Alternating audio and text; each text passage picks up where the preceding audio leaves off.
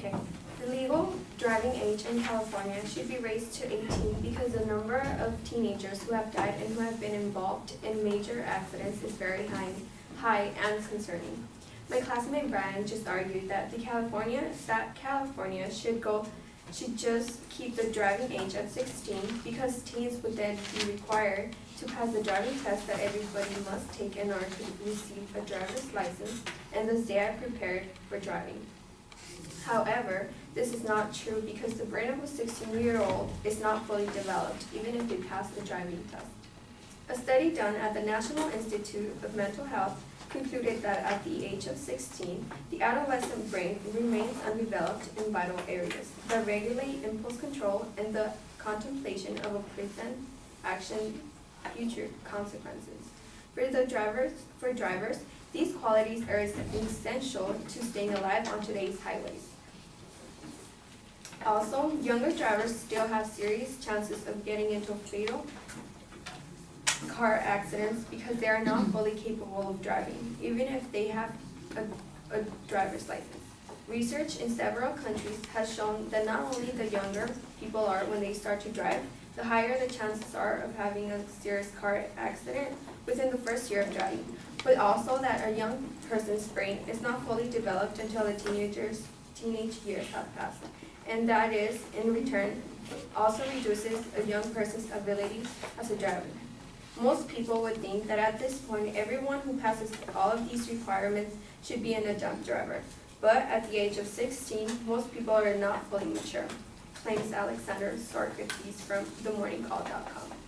In reality, at age 16, an adolescent brain is not mature enough, and thus they should not have the right to drive.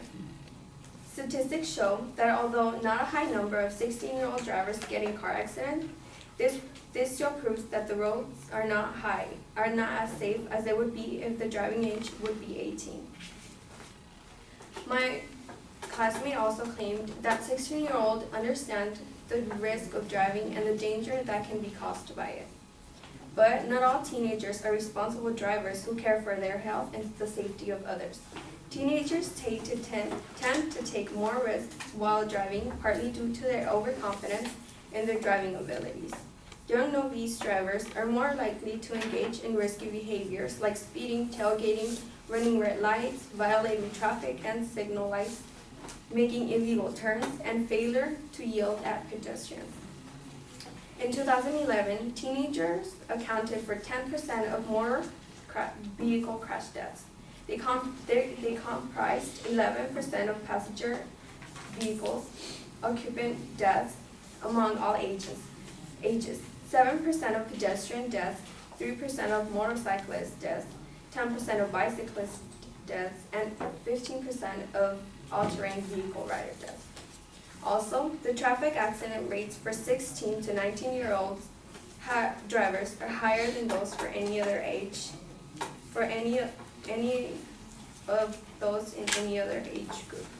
What causes teenage drivers to be such risky drivers consists of a list as listed by the Department of Motor Vehicles in California. First is the poor hazard detection. The second is low-risk deception, risk-taking, not wearing seatbelts, alcohol and drugs, carrying passengers, and night driving. Although my classmate has tried to imply his beliefs about 16-year-olds being mature enough to drive, statistics have proven the complete opposite. Alexander Sorkates from The Morning Call claims that if the driving age were pushed to 18, teens would have more time to learn about driving safely.